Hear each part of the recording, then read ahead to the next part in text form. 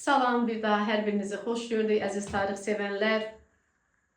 Söz verdiyimiz kimi ağır mövzuların, hansı ki sizə çətin gələn mövzular var, onların izahı ilə davam edirik. Bu günlərdə çalışacağıq ki, davamlı olsun və Rusiya mövzusu ilə bugün davam edəcəyik. Ancaq öncə sizə bir xatırlatma etmək istəyirəm ki, deməli bizim artıq aprel ayından sürətli təkrar qrupumuz açılacaq ki, həmin o qruplara qoşulub bizimlə birlikdə tarixi sıfırdan sürətli təkrar edib imtahanlara hazırlaşa bilərsiniz.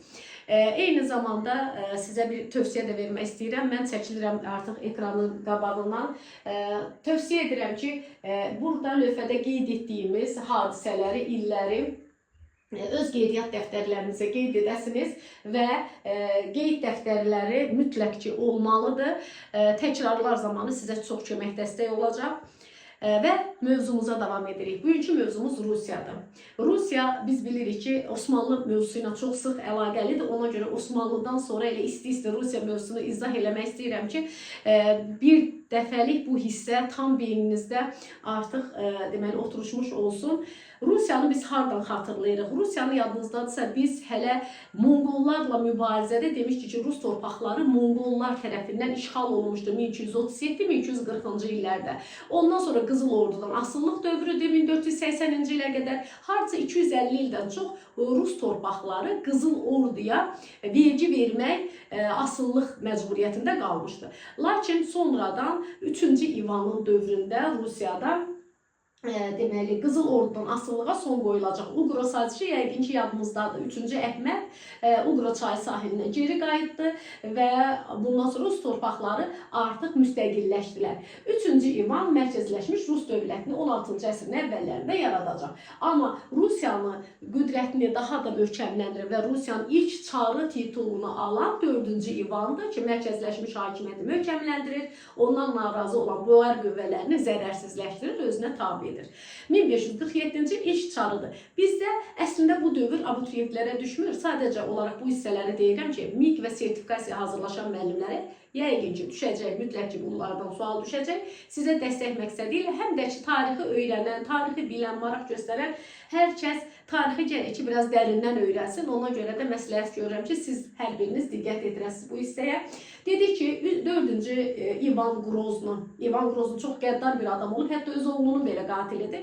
4-cü İvan Grozno nə edəcək? Dedi ki, mərkəzi hakimiyyətini möhkəmləndirmək istəyir. Mərkəzi hakimiyyəti möhkəmləndirəndən sonra isə o Rusiyanın ilk çarıdır və ərazilərini genişləndirir. Krım Həştərxan deməli xanlıqlarını Rusiyaya birləşdirən kimdir? 1552-56-cı illər. İndi sizə bu 16-cı əsrin ortaları kimi düşün. 16-cı əsrin ortalarında Krım Həştərxanı birləşdirdi və dedi ki, onun dövründə artıq Xəzər dənizdə, Xəzər-Volqa ticarət yoluna nəzarət etməyə başladı. Kimlə getdi söhbət? 4-cü İvan Groznodan. İvan Groznodan sonra isə onun varisləri Sibir özlərinə tabi eləyəcək. Kazan Həştərxan Sibir əvvəl hansı dövlətin tərkibində idi? Hansı dövlətin parçalanmasına yaranmışdı? Bir yadımıza salaq, əlbəttə ki, Qızıl Ordu dövləti parçalanandan sonra bu yaranmış müstəqil xanlıqları Rusiya bir-birinin ardıca özünə birləşdirdi. Əlbəttə, Rusiya sonradan ərazilərini daha da genişləndirəcək. Biz gəldik, 16-cı əsr Rusiyasını bitirdik, keçdik 17-ci əsr Rusiyasına. Bu hissəyə daha çox vaxt ayıracağıq. 16-cı əsr sadəcə sizə məlumat üçün verdim. 17-ci əsrdə Rusiyada vəziyyət necəydi? Rusiya dağınıq xaldaydı. Rusiya dağınıq xaldaydı deyə ölkə dağınıq olanda nə olur? Əlbəttə ki, xarici yürüşlər artır. Xarici yürüşlərin artması xalqın vəziyyətini pisləşdirir. Dağınıqlıq dövrü. Dağınıqlıq dövrü daha hansı dövlətlərdə var idi? Bir yadımıza salaq. 9-11-ci əsrləri xatırlayırıq. Yəqin ki, Azərbaycanda bir feodal dövləti, dağınıqlıq dövrü idi. Eyni zamanda 9-11-ci əsrlər Avropada dağınıqlıq dövrü idi. Və Azərbaycanda 18-ci əsr xanlıqlar dövrü, dağınıqlıq dövrü idi. Eyni hadisəni qruplaşdırır Rusiya ilə 17-ci əsrdə. Rusiyada dağınıqlıq var idi. Dağınıqlıq xalqın vəziyyətini ağırlaşdırdığına görə xalq üsyan qaldırır. Üsyan qaldırır. Xalqın birliyi, üsyanın nəticəsində Romanovlar hakimiyyətə gələcək.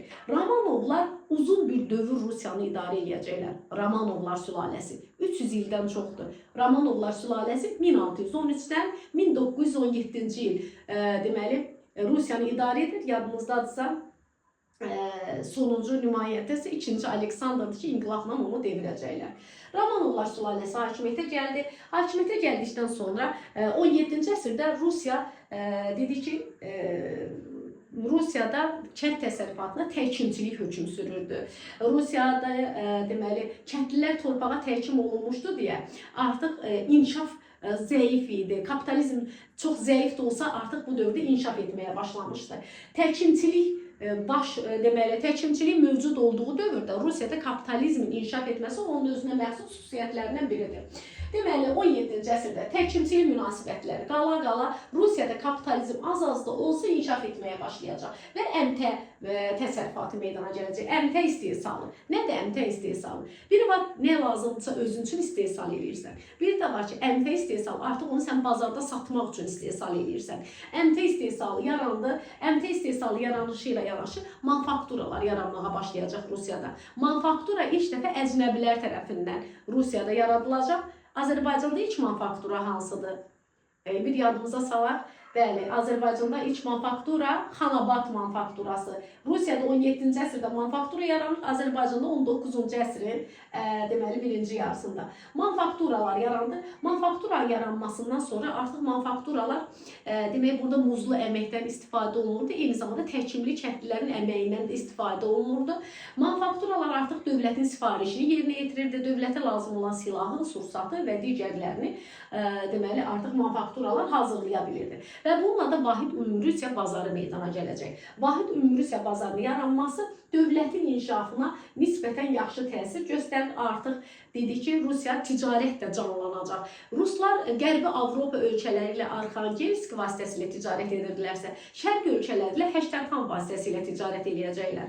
Bayaq dedik, Həştərxan xanlığı kimin dövründə birləşdirilmişdi? Əlbəttə ki, 4-cü İvan Qroznun dövründə.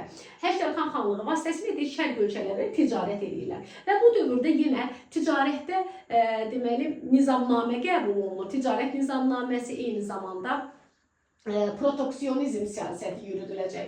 Gömrük qanunu qəbul olunacaq. Proteksionizm siyasəti nədir? Öz sənayesini inkişaf etmək üçün xarici tacirlərin, xarici məhsulların deməli ölkəyə daxilə müdaxilə deməli idxalını azaldırlar, məhdudiyyət qoyurlar. Deməli həmin dövrdə 18-ci əsrin ortalarında gömrük qanunu qəbul olunur. Gömrük qanunu nədir? Daxildə rüsumu ləğv edir. Ticarətdə bilirsə bizdə də rəhdar sistemi var idi. 1836-da ləğv olunacaq.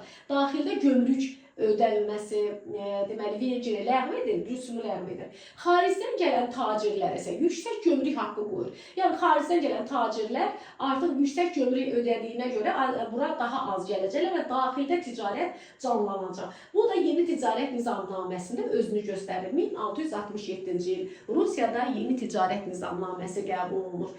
Deməli, həmin nizamnaməyə görə deməli, xaricdən gələn gətirilən məhsulları xarici tacirlər pərakəndə şəkildə Rusiyada sata bilməzdi.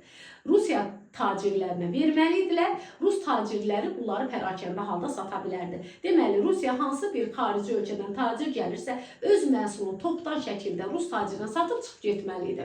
Bu, ticarət nizamnaməsidir. 1667-ci ildə, eyni ildə Azərbaycanla Səfəvilər arasında ticarət müqaviləsi var Süleymanın dövründə. Həmin o ticarət nizamnaməsində də Rusiya Azərbaycandan ticarətdə güzəştlər qoparda bilmişdi. Gəldi çıxdıq deməli Rusiyanın idarə edilməsi. Rusiyanı deməli Çar idarə edirdi. Yadımızda da ilk Çar titulunu alan kim idi? Yadımızda saxlayaq. Bəli, cavab verə bilirsə demək diqqətlisiniz. 4-cü İvan Qroznu deməli ilk Çar titulunu qəbul eləmişdi. Rusiyada Çarı idarə edirdi. Çar yanında zemstvo fəaliyyət göstərdi. Zemstvo yəni məşvərətçi orqandır. Yəni Çara məsləhət verir, amma Çar sonda öz qərarını özü qəbul edəcək. Məşvərətçi orqan idi zemstvo, amma zemstvonu bəzən mərkəzi hakimiyyət möhkəmlənəndə Çar möhkəmlənən vaxtı zemstvonu demək olar ki, uzun müddət çağırmırdı. Bir çox dövlətlərdə belə idi. Məsələn, İngiltərədə yadınızdadsa Stuartlar sülaləsi möhkəmlənmişdi, parlamenti çağırmırdı.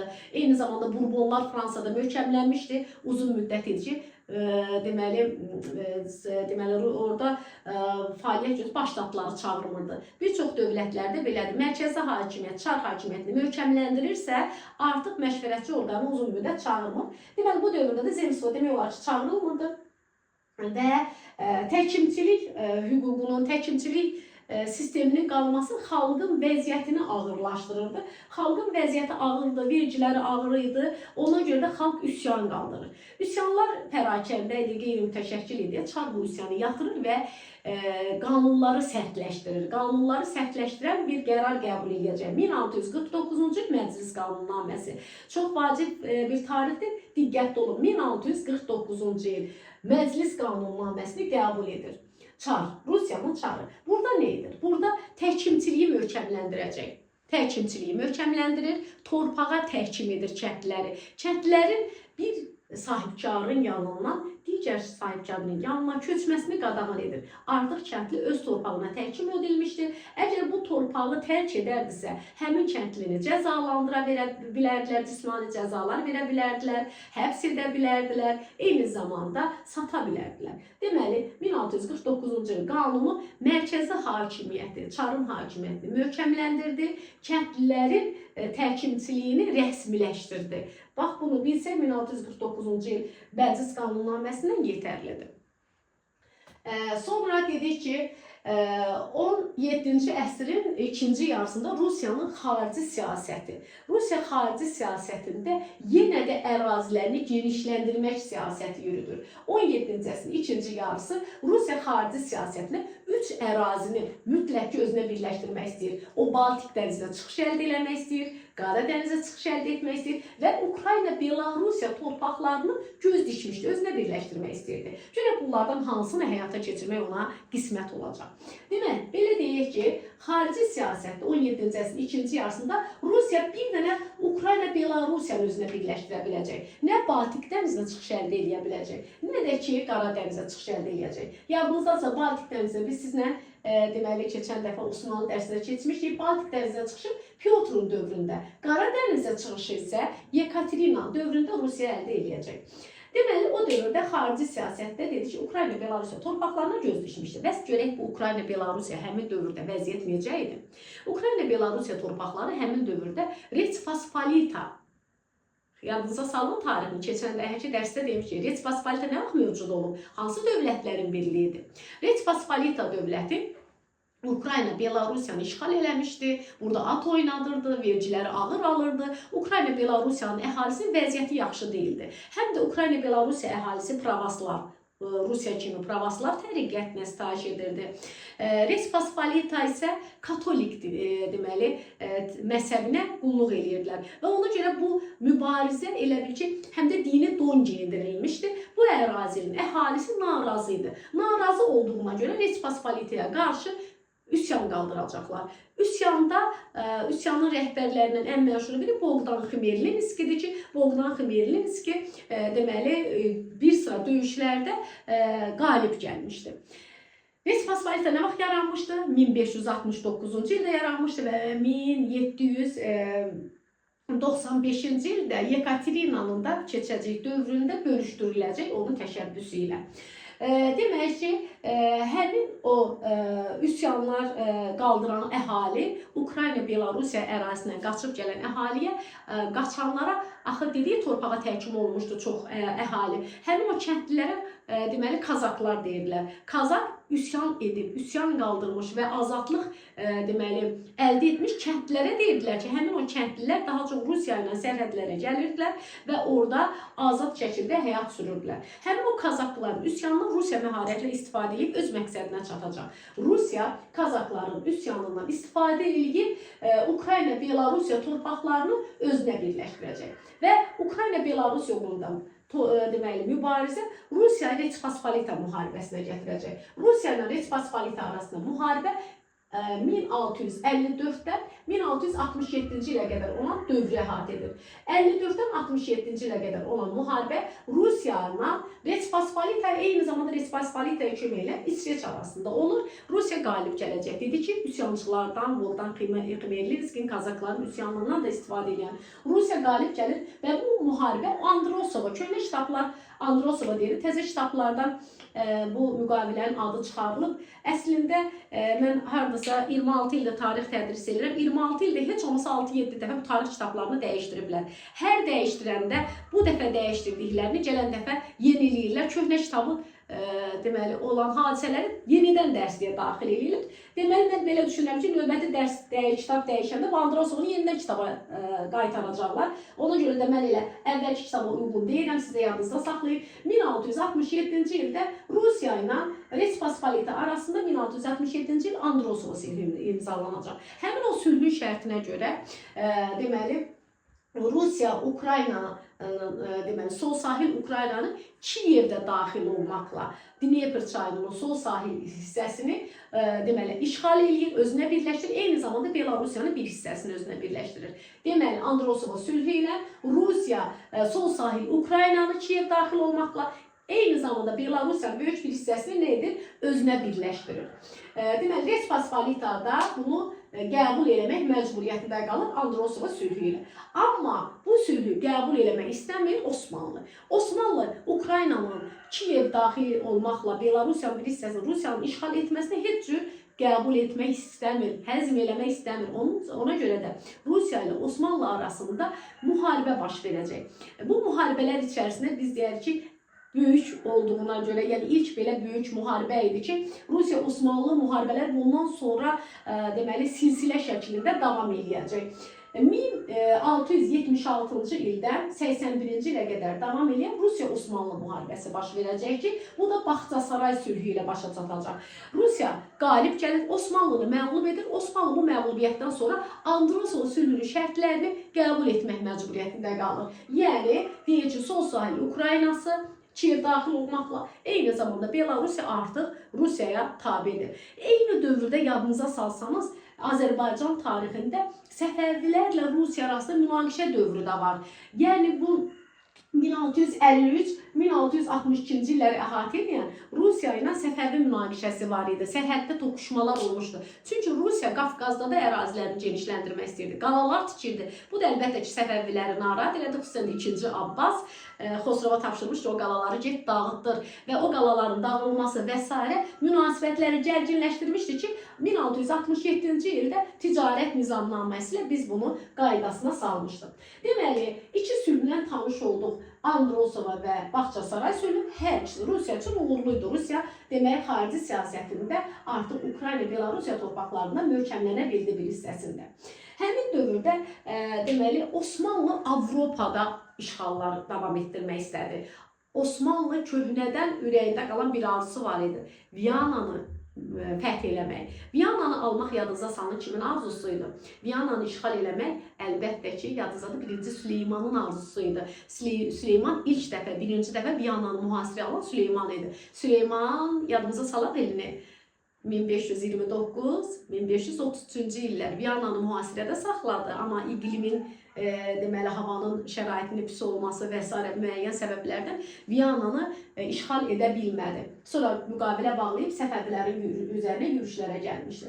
Bəli, ikinci dəfə 1683-cü ildə Viyananı mühasirəyə alırlar. Yadınızda saxlayın, Ruslar, deməli Osmanlılar Viyananı 2 dəfə mühasirəyə alırlar. 1683-cü ildə ikinci mühasirədir. Birinci mühasirə də dedik Süleymanın dövründən. Amma ümumiyyətlə Venesiya ilə, Avstriya ilə Osmanlının bir çox döyüşlər olub. Məsələn, yadınızdadırsa 1541-ci ildə olmuşdu Avstriya ilə deməli Osmanlı müharibəsi. Hətta Süleyman sonuncu yürüşlərini də Avstriya üzərində eləmişdi. Zigetvar qalasını ölümünə yaxın 1566-cı ildə fəth eləmişdi. Deməli, Osmanlı Viyananı mühasirəyə alır. Osmanlı Viyananı mühasirəyə alması Papanı çox narahat edir. Papa bütün Avropa dövlətlərini çağırır və Osmanlıya qarşı ittifaq yaradır. Bu ittifaqı biz Osmanlı dərsindən keçmişdik. Yadınızdadırsa müqəddəs birliyi yaradır. Müqəddəs birliyə daxil olan dövlətlər də yadınıza salın. Onu mütləq ki bilməliyik. Yadınızdadırsa Avstriya var idi, Venesiya vardı, Malta var idi. Sonradan deməli Rusiya da bura qoşulacaq. Bəs Rusiya nə vaxt qoşulur? Deməli, müqəddəs birliyə Rusiya 2 il sonra qoşulacaq. 1686-cı ildə. Necə oldu ki, Rusiya bu birliyə qoşulacaq? Rusiya ilə bilirik ki, Respospolitanın bir düşmənçiliyi var idi.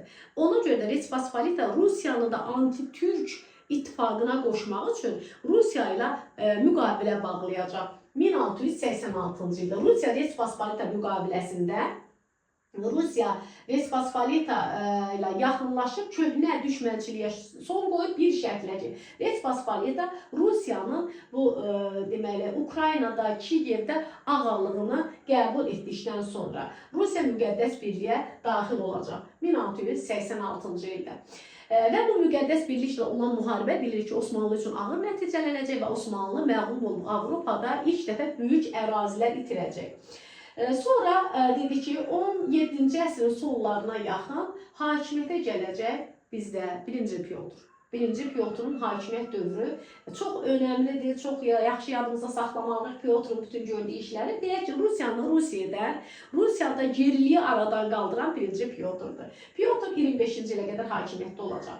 Və Pyotrun əsas arzusu o idi ki, Rusiyanın dənizlərə çıxışı əldə olsun. Rusiya mütləq dənizlərə çıxışı olmalıdır. Rusiya başa düşürdü ki, Pyotr, Rusiyanın dənizlərə çıxışı olmasa, Rusiya ticarətdə itirəcək, inkişaf edə bilməyəcək.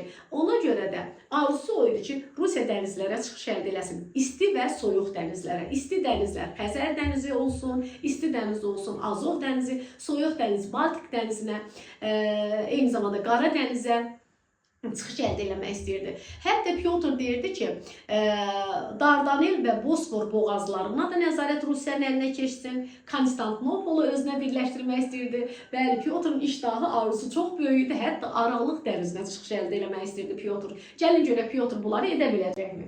Pyotrun arzusu demək dənizlərə çıxış idi. Ona görə də Pyotr hakimiyyətə gələr-gəlməz cənuba yürüş edəcək. Qara dənizə çıxış eləmək istəyir. Ona görə cənub yürüşünü təşkil edir. Cənub yürüşü sizin dərslikdə, yeni dərslikdə elə götürür. Deməli 17-ci əsrin sonları. Amma biz əvvəl kitablardan bilirik ki, 1695-96 cənuba yürüş edir. 97-98-də isə böyük elçilik edib Avropaya səfər edəcək. Cənub yürüşündə gəlir, Qara dənizə çıxış əldə eləmək istəyir, amma Qara dənizi ala bilmir. Qara dənizi ala bilmir, burada yalnız Azov qalasını ələ keçirir. Azov qalasını ələ keçirəndən sonra Pyotr başa düşür ki, deməli, müəyyən qədər dəyişiklik eləmək lazımdır və Osmanlıya qarşı özünə tək qalib gələ bilməyəcək müttəfiqlər tapmalıdır. Ona görə də Avropaya elçilik eləyir. Avropaya elçilik zamanı hətta özü də orada iştirak eləyir, elçi qiyafəsində gedir və burada Avropada Osmanlıya qarşı müttəfiqlər tapa bilməsə də İsveçə qarşı müttəfiqlər tapacaq. 1699-cu ildə Şimal İttifaqını imzalayacaq. Şimal İttifaqına daxil olan dövlətlər deməli Saksoniya idi, Danimarka idi, eyni zamanda deməli Rusiyanın özü idi. Deməli bunlar birləşir hansı dövlətə qarşı? İsveçə qarşı. İsveçə qarşı müharibəyə başlayacaq Şimal İttifaqının dəstəyi ilə. Bu tarixdə də Şimal müharibəsidir. Eyni zamanda biz bilirik ki, o Avropada səfərdə olan zaman Avropada olan ölkələrin qayda qanunları ilə tanış olur. Eyni zamanda bu ərazilərdə bilirsiniz ki, o gəmiçiliyi dəniz dövlətinə çevrilməlidir. Dəniz dövlətinə çevrilmək üçün dənizçiliyi, gəmiçiliyi, donanmanı inkişaf etdirməlidir. Özü də tərsanələrdə dedi çalışır və oradan qaydanda artıq Rusiyada müəyyən qədər islahatlar keçiriləcək. Şimal müharibəsinə başlayır. Şimal müharibəsi 21 il davam edir. 1700-də başlayır, 1721-də bitəcək. Müharibənin ilk əvvəlləri ruslar üçün uğurlu olmur. Pyotr görür ki, ordusunda deməli yəni belə gerilik var. Ona görə qalib gələ bilmir. Mütləq islahat keçirməyi deməli zərurətini başa düşür ki, islahat keçirməsə mən müharibələrdə qalib gələ bilməyəcəm və arzularıma çata bilməyəcəm. Ona görə də Pyotr islahatlar keçirdir. İlk növbədə hərbi islahat keçiriləcək. Hərbi islahatda o deməli daimi ordu yaradacaq. Daimi ordu yaradır və rekrut sistemindən istifadə edir. Rekrut hər 20 kəndlinin bir əskər verməsi idi. Rekrut sistemindən istifadə edir. Hərbi islahatda nizami ordu yaradır, ilk donanma yaradır. İlk hərbi donanmanı kim yaradacaq? 1-ci Pyotr. 1-ci Pyotrun hərbi donanması, yadımıza salaq, başqa hansı ölkədə deməli donanma, hərbi donanma yaradılır? İlk donanma Osmanlıda kimin dövrü idi? Osmanlıda götürsək, biraz düşünün, əlbəttə ki, Orxan Qazinin dövründə İzmiti alır və deməli donanmasını yaradır. Azərbaycanda düşünün görək, hərbi donanma Azərbaycanda ilk dəfə donanma nə vaxt yaradılır? Siz bir düşünün. Deməli, dedik Şimal müharibəsinin ilk əvvəli Rusiya üçün uğursuz idi. Rusiya məcbur oldu, islahatlar keçirdi. İslahatların ilki hərbi idi. Hərbi islahata görə dedik ki, donanma yaratdı, ordunu, daimi ordu, süvariləri, nizami ordusunu yaratdı. Və ondan sonra idarə etmədə də islahat keçirdəcək Pyotr. İdarə etmədə nə edəcək? İdarə etmədə senat yaradacaq. Senatı yaratmaqda məqsədi o idi ki, deməli senat əslində həm deməli məhkəmə həm də icra edici funksiyanı yerinə yetirirdi. Sonradan isə o ölkədə olmadığı vaxtda onun səlahiyyəti daha da genişləndirilmişdi. İdarə etmə funksiyasını yerinə yetirirdi. Sonra dini islahat keçirəcək, dini dövlətdən ayıracaq Pyotr, mədəni islahat keçiriləcək, mədəniyyətdə də dəyişiklik etməyə ehtiyac var idi. Rusiyanın təqvimi yox idi, yeni təqvim qəbul edəcək, əlifba qəbul edəcək, teatr açdıracaq, ilk deyək ki, universitet, deməyək də, ali təhsil ocağı, Elmlər Akademiyası 1725-ci ildə onun dövründə açılacaq.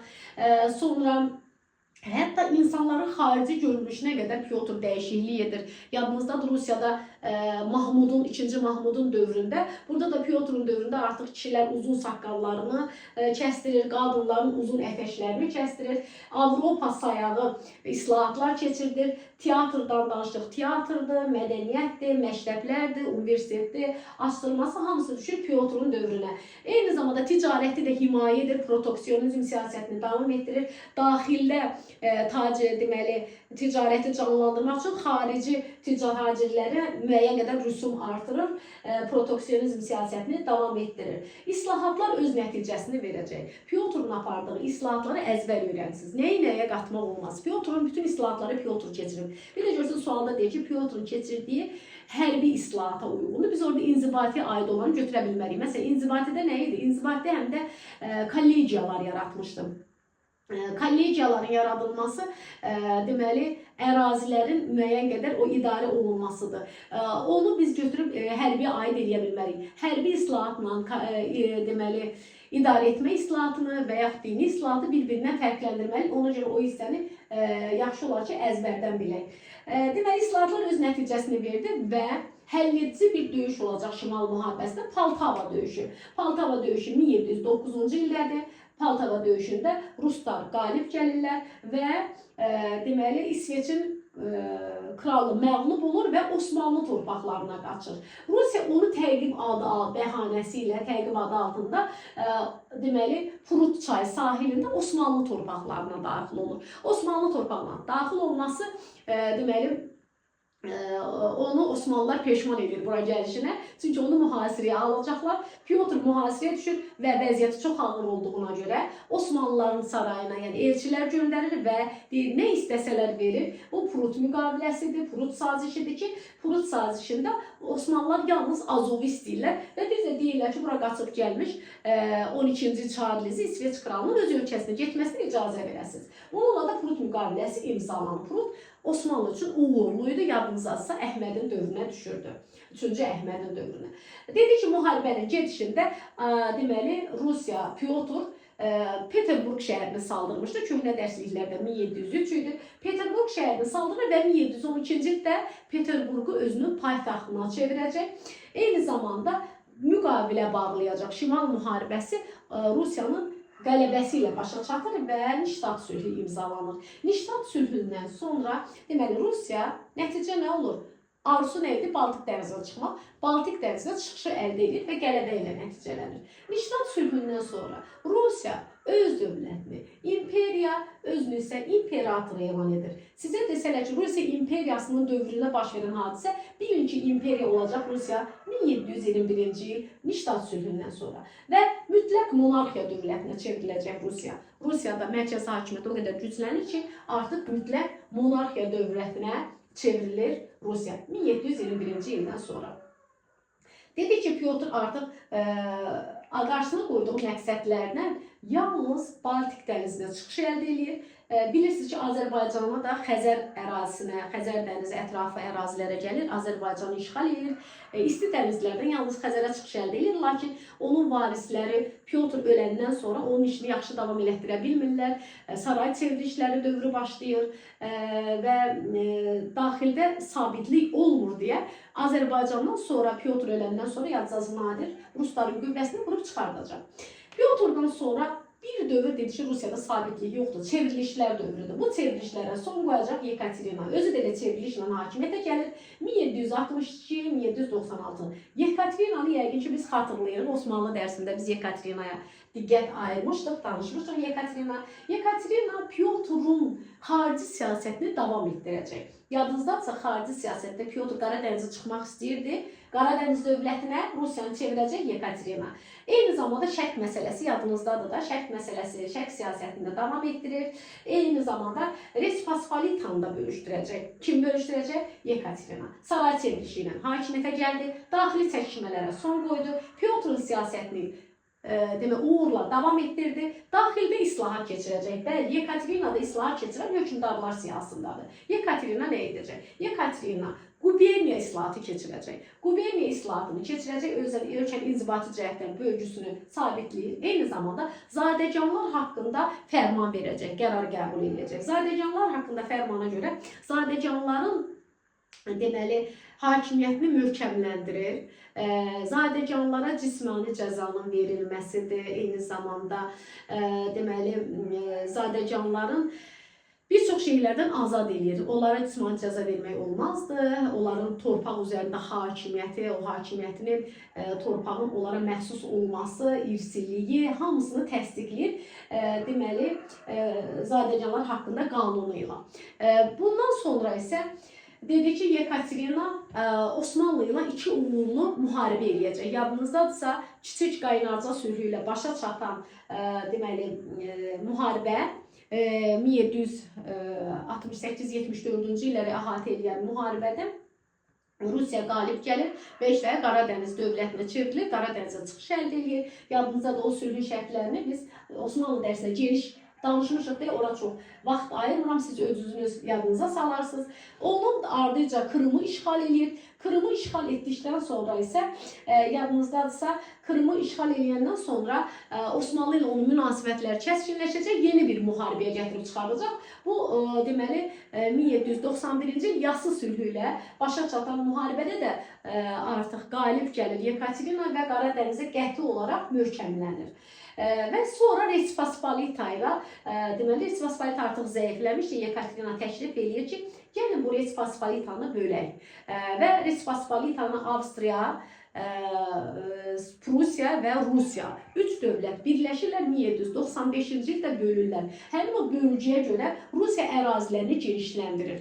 Avropanın şərqinə doğru burada deməli ərazilərini genişləndirəcək, Litvaya sahib olacaq, Kurilandiyaya sahib olacaq, ərazilərini genişləndirir Yekaterina. Respospolita ilə yadınızdadırsa Rusiyanın müharibəsi də var idi, müqaviləsi də var idi. Həm bu müqavilədə mən bir şey deməyi unutmuşam. Respospolita ilə olan müqavilədə həm də Respospolita Rusiyanın onun tərkibində olan pravoslavların himayədarı kimi qəbul eləmişdi.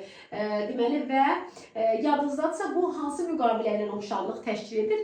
Kiçik Qaynarca sülhündə də yadınızdadırsa Osmanlı ərazisində yaşayan pravoslavların qoruyucusu kimi özünü elan etmişdi Rusiya. Eyni zamanda Respospolitadan da eyni hüququ almışdı 1686-cı ildə. Yekaterina'dan sonra Yekaterina bilirik ki, həm də Cənubi Qafqaza yürüş eləmişdi. Cənubi Qafqaza yürüşünün bəhanəsini də Qacarın yadınızda Tiflisi Ağa Məhəmməd xan Qacar 1795-ci ildə gəlir Tiflisi işğal edir. O vaxt Tiflis, Şərqi Gürcüstan Rusiyanın himayəsindədir 1783-cü ildən, yəni Krımın işğalı ilə eyni ildə 1783-cü ildən artıq Şərqi Gürcüstanı himayəyə götürmüşdü Rusiya. Yekaterina özü şərait yaradır, göz yumur ki, deməli Qacar gedib Tiflisi dağıtsın, deməli qırğınlar törətsin, sonra bunu bəhanə edən Yekaterina Qafqaza müdaxilə edəcək. 1796-cı ildə Zubovu göndərir Qafqaza, Zubov da gəlir Qafqazda bilirik ki, bir sıra əraziləri özünə tabe eləyə bilir, hətta Gəncəni, Dərbəndi, Bakını özünə tabe edir. Lakin Yekaterinanın qəfil ölümü, deməli, qəfil ölümündən sonra hakimiyyətə gəlir onun oğlu Pavel. Pavelin hakimiyyət illəri 1796-dan 1801-ci ilə qədərdir. Pavel belə deyək ki, Yekaterinanın gördüyü işlərin çoxunu əksini həyata keçirir. Zadəganların hüquq və vəzifələrini, zadəganların yadınızdasə, Yekaterinanın zadəganlar haqqında qanuna görə onların hakimiyyətini möhkəmləndirmişdir. Bu qanunu ləğv eləyəcək, deməli, bizdə Pavel və Pavelin dedi ki, Yekaterina işğal etdiyi ərazilərin hamısından, eyni zamanda həm Avropadan, həm Qafqazdan ordusunu geri çəkir və bundan sonra Qafqazda da Rusiyanın işğalı müvəqqəti olaraq dayandırılacaq. Rusiya Yekaterinanın dövründə Qafqaza daxil olmuşsa, Pavel ordunu geri çəkəcək. Əlbəttə ki, Pavelin apardığı bu siyasət zadəganların xoşuna gəlmir.